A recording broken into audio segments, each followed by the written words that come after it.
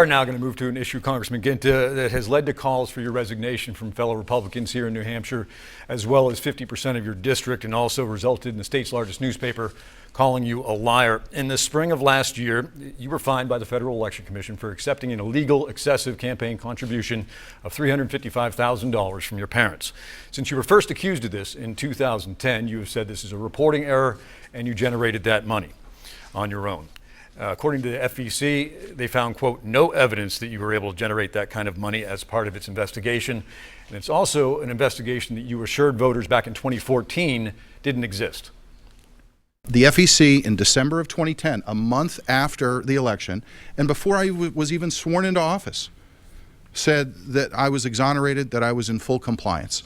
Well, 5 months later, we saw that claim was proven false, and while accepting their punishment, you publicly maintained that you did nothing wrong, saying that the money instead came from a shared family account.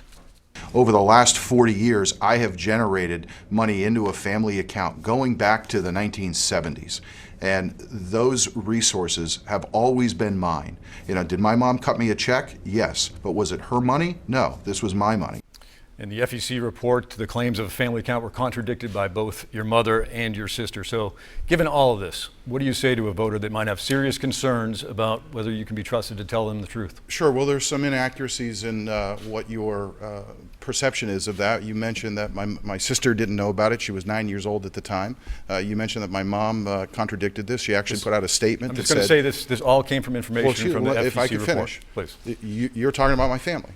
So my sister at the time was 9 years old. She did not know about an account that I had in a family account, number one. Number two, there was some misinformation that my mother didn't agree. Well, she put out a statement, and I specifically think WMUR ran that statement saying that that was false.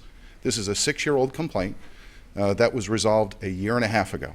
I complied with the FEC settlement agreement, and they have since found me in full compliance. So now what I have continued to do is focus on the issues that public policy relate to the state of New Hampshire and the country. That's where I feel the majority of people in our district, in our state, want me to focus, and that's what I'll continue to do. But for those who have questions about your integrity, what do you tell them? Well, look, this is a 6-year-old complaint that was resolved a year and a half ago. People know me. People know that I've served as a state legislator. They know that I've served as an alderman. They know that I put my heart and soul into being mayor of this city, that I'm a husband, I'm a father. This was a personal account, a personal money in a family account. And I apologized for the error 6 years ago.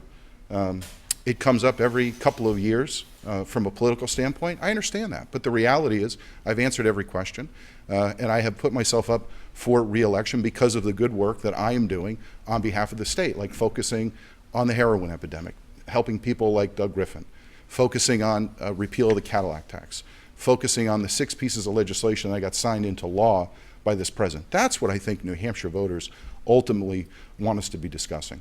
Mr. Ashe, with all the money in politics these days, why should people care about a campaign finance violation? Because trust and integrity matter in politics and should matter. I would like nothing better than to be talking about the important issues of the day. But our congressman, the person representing us, broke the law and lied about it, and broke the law in a way that this is a campaign finance scandal that we've never seen the likes of before in New Hampshire. Well, that's a disgrace. We should be talking about real issues. He has had a chance to come clean. I think voters are extraordinarily forgiving people when you take accountability and when you admit your wrongdoing. That has never happened. It's in contradiction to sworn statements by his own family.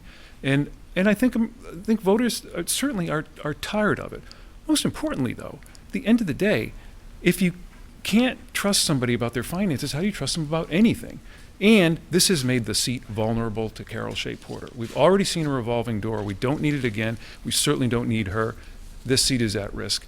I will keep the seat safe. Congressman, would you like 30 seconds to rebut? Sure. Well, the reality is it's a 6-year-old complaint that was settled a year and a half ago. And since then, the FEC has found me in full compliance. And as to who can win this seat, let me tell you, I'm the only Republican in New Hampshire who has beat Carol Shea Porter not once but twice.